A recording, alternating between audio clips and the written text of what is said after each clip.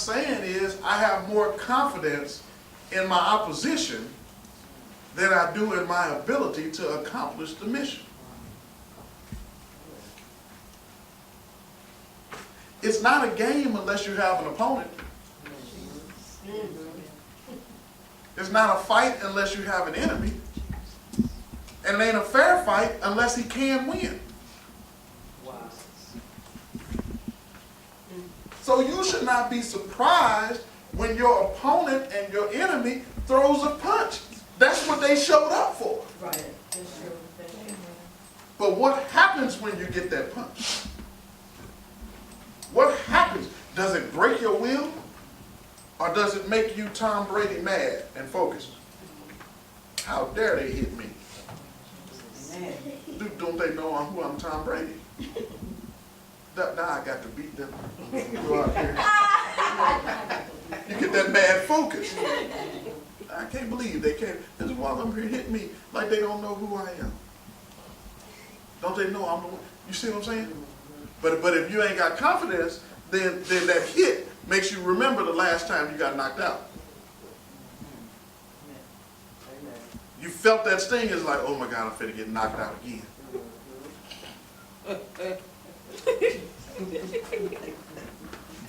Oh, I remember the last time I felt like this. It didn't go good. And so you start preparing yourself to fall. That's right. That's the truth. That's the truth. You start reaching and catching. You start trying not to lose. Yeah. You're no longer charging, you're running.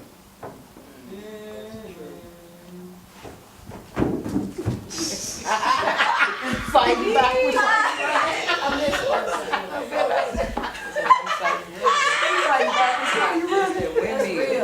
You know what I'm trying to? You can't even see. Just whatever you hit. Anything I hit, just keep it off of me. Because I'm trying not to lose. I'm trying not to get caught. I'm not expecting to win.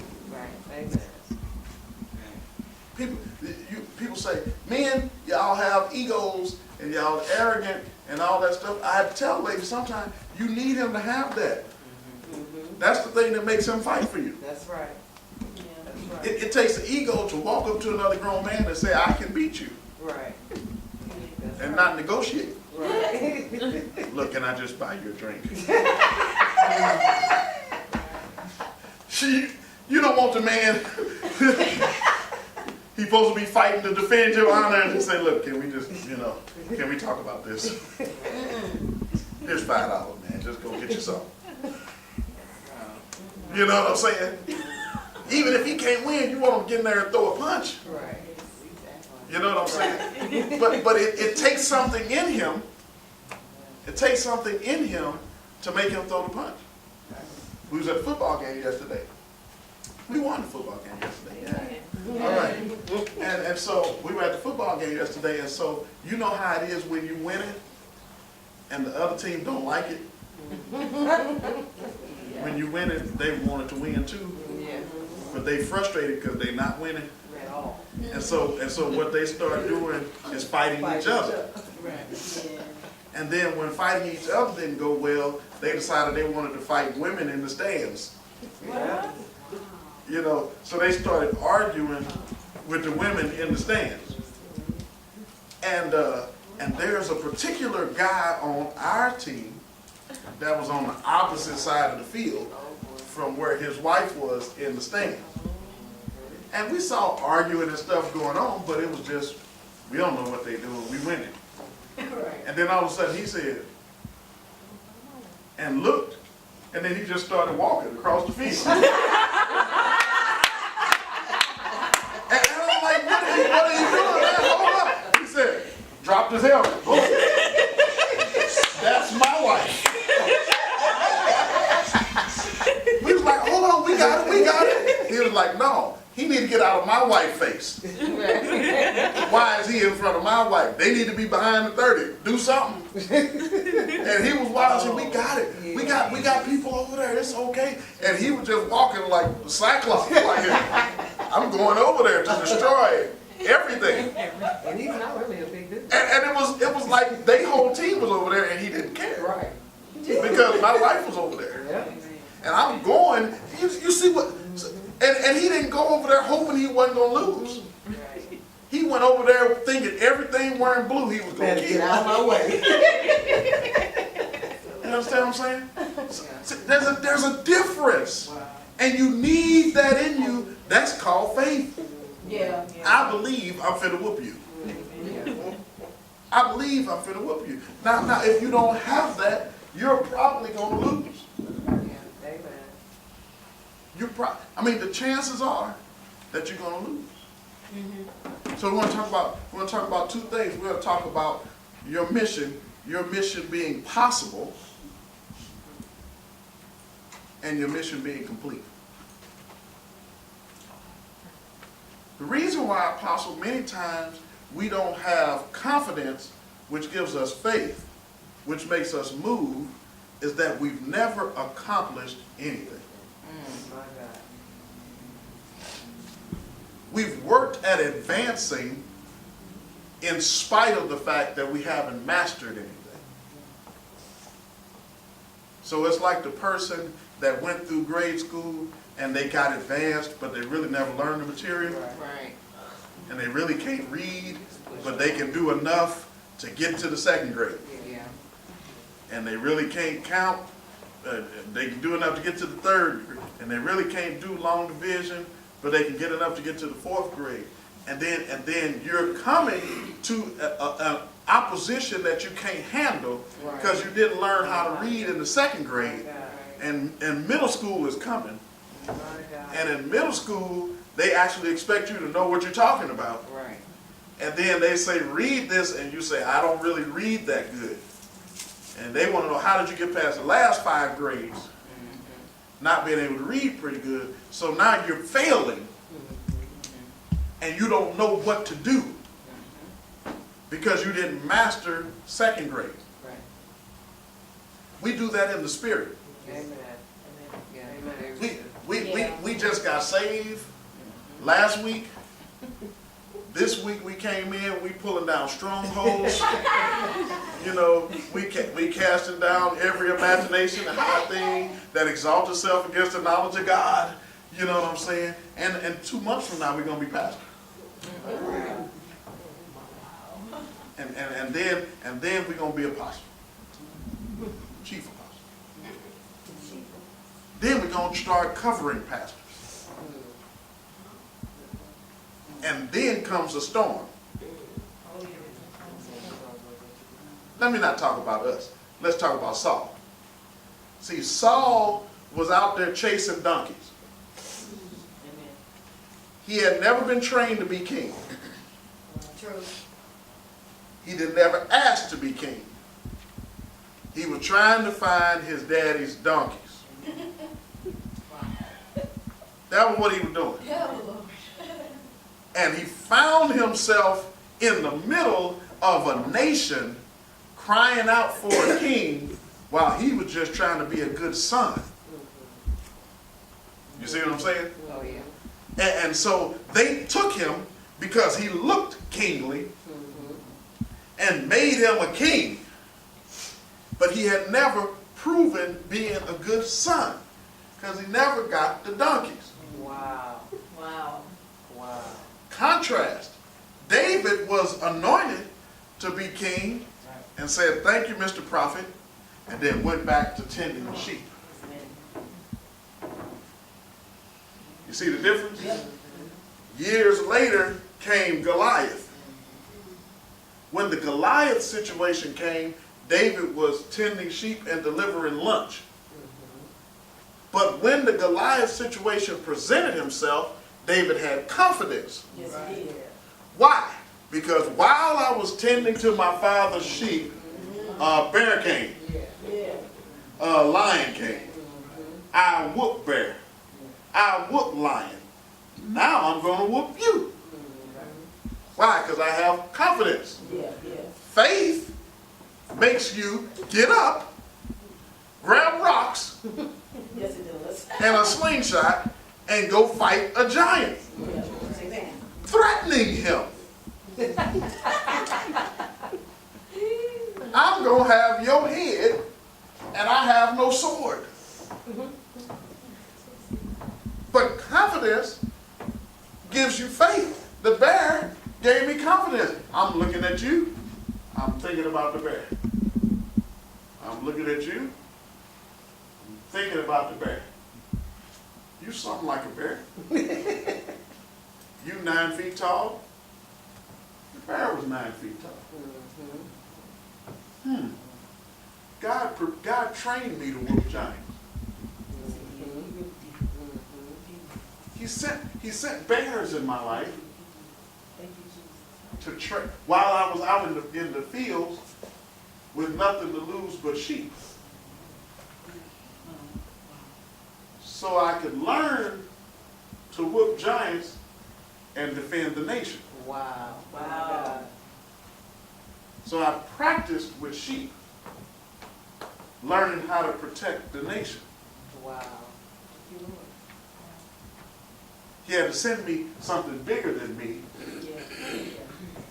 so that I would know that I probably shouldn't win, but I'd have confidence after I won. So now that I've defeated that thing that was bigger than me, now I have confidence. I can win. Lion came. Lion is not 9 feet tall, but it's more agile, more strong, more ferocious, more tenacious. Yep. And so when the lion came, I had a different attitude than I did with the bear. Because I defeated something bigger than me, so I'm not so much intimidated by the lion. So when the lion comes, I grab the lion in the beard and punch The lion.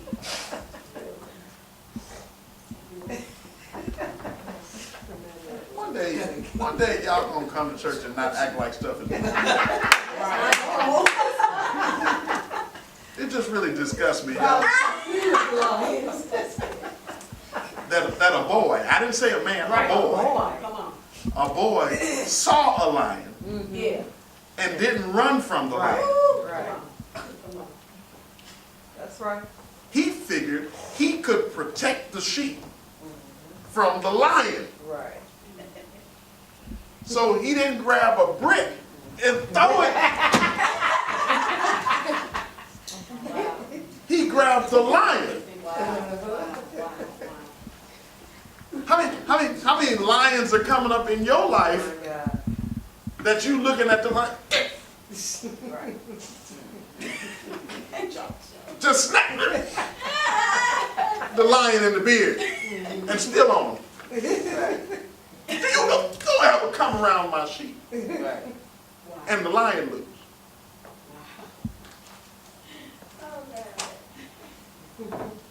They said if you're ever fighting a bear or you ever confronted with a bear or something like that, they said what you don't want to do is run, Because they will catch you. because he will catch you and you give him confidence. Yeah. That's good. Yeah. What you want to do when you see the bear is make yourself look big. Yeah. How you do it? So when the bear comes and he rear up and say, "Oh," you say, "Ah!"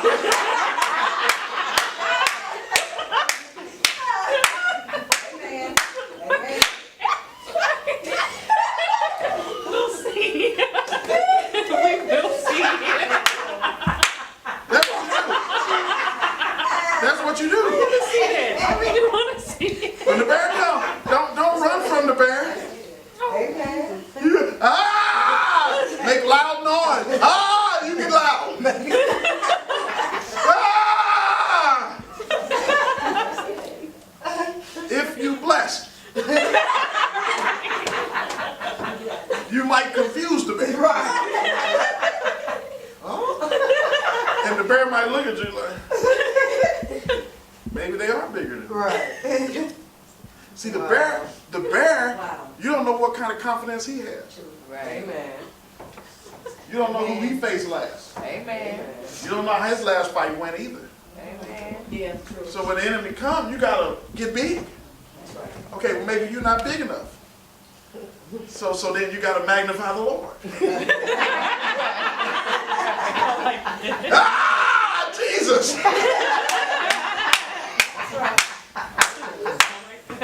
Yeah. You understand what I'm saying? There was a guy. It was these two guys. They was hunting, and the lion came. They wasn't like David.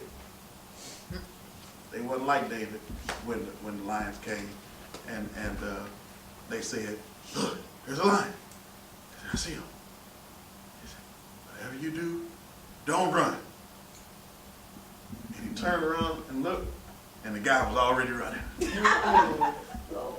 And so when he took off running, then the other guy took off running. He said, "What are you doing? I told you don't run. We can't outrun the lion." He said, "I don't have to outrun the lion. I just got to outrun you."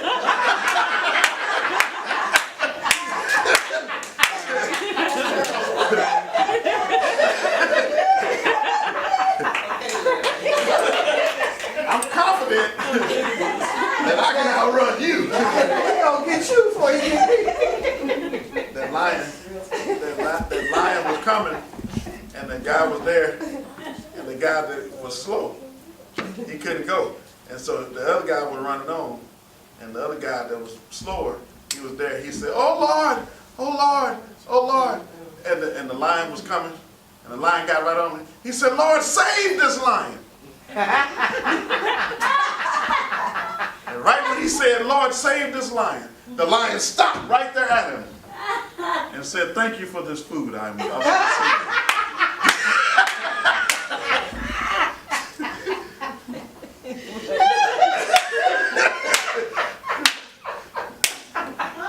He was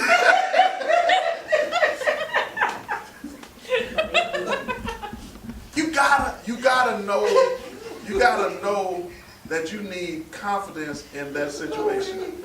I know I expect y'all to be serious now. You gotta have confidence when the situation comes that you can handle it.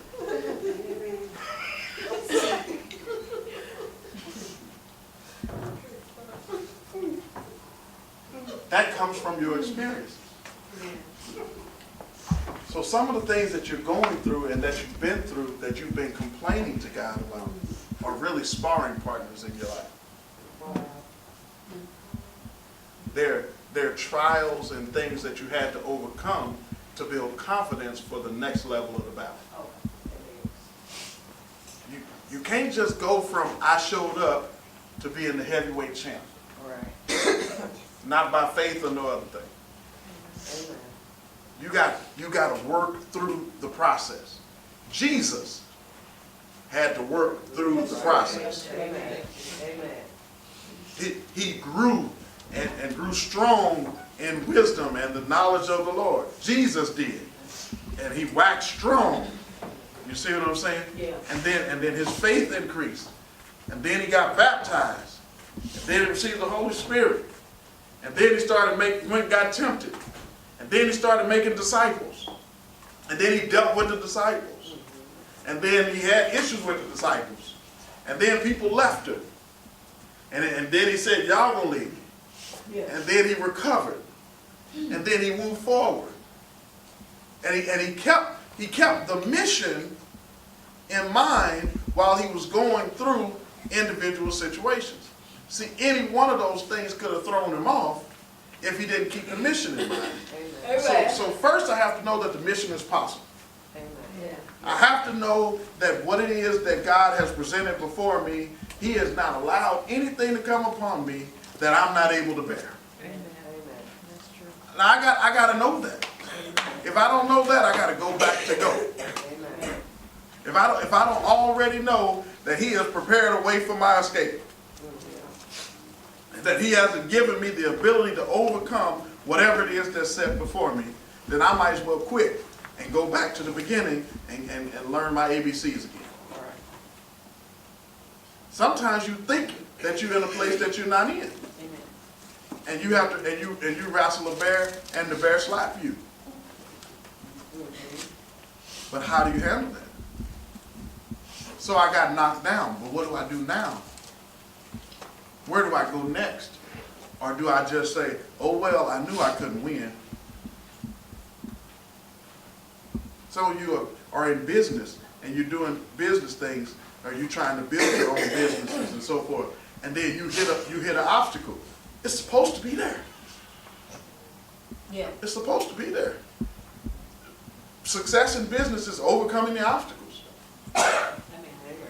So the obstacle is not to say, well, I just need to set that on the shelf for a minute. No, you're in a fight.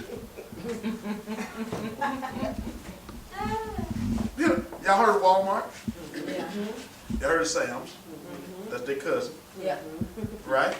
And so there's a business term called shrinkage. Anybody heard of this term?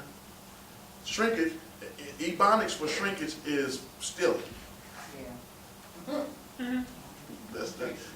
And so in the business world, they use the word shrinkage. So what they're trying to do is decrease that. The reason why they're trying to do that is because somewhere along the line, people kept stealing. And so they didn't say, we can't be in business because people keep stealing. No, because they wouldn't be Walmart. So what they said is, people steal $1,000 worth of stuff from us a month. I'm going to hire a person and make them stand at the door. I'm going to pay them $500. If I pay them $500, I can decrease the $1,000 of stealing every month, and that means we made $500 more than we made last month. That's called seeing an obstacle, coming up a way to overcome the obstacle. You don't just say, I can't be successful in business because those people keep stealing. People been stealing before you got here. They put that in the Bible. Thou shalt not. Right. That lets you know somebody did. Right. You understand? When you leave here, people gonna still be stealing. The question is not whether or not they will steal. The question is, how do you handle it? You see what I'm saying? So you're in a fight. Your church, people don't tithe. People wasn't tithing when the Bible was written. That's why it's in there. So you can't just say, I just can't get the church going because people won't tithe. When you leave, people won't be tithing. But what can you do to make your church more successful? Maybe you're not 100% tither, but maybe you're 75.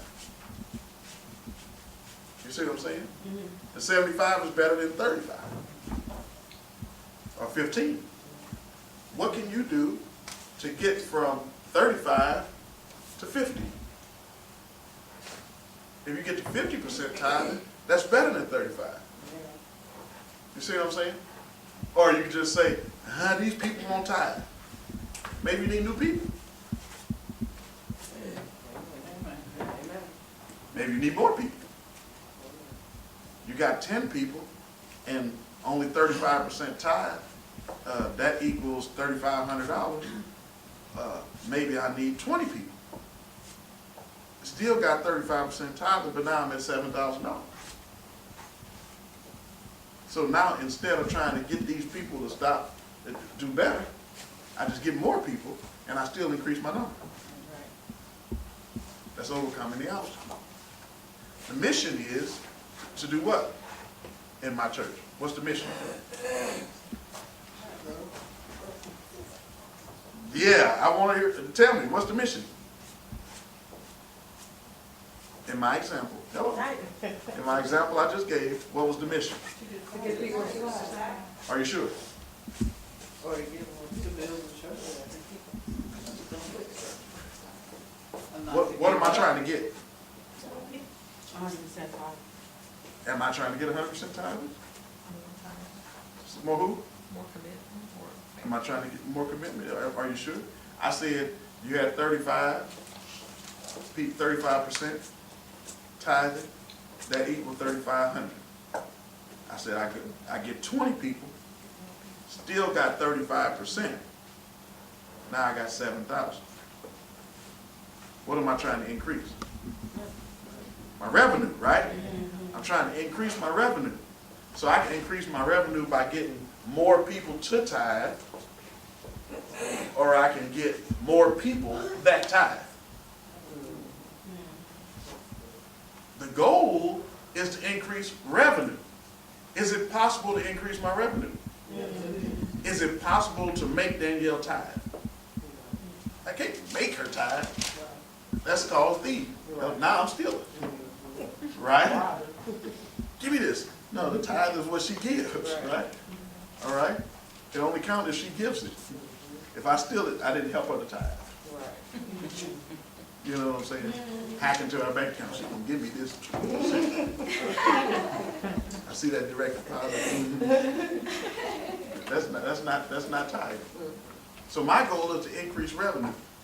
I might be losing because I keep bumping my head trying to get you to tithe, when all I need is 5 more people. You could be the obstacle.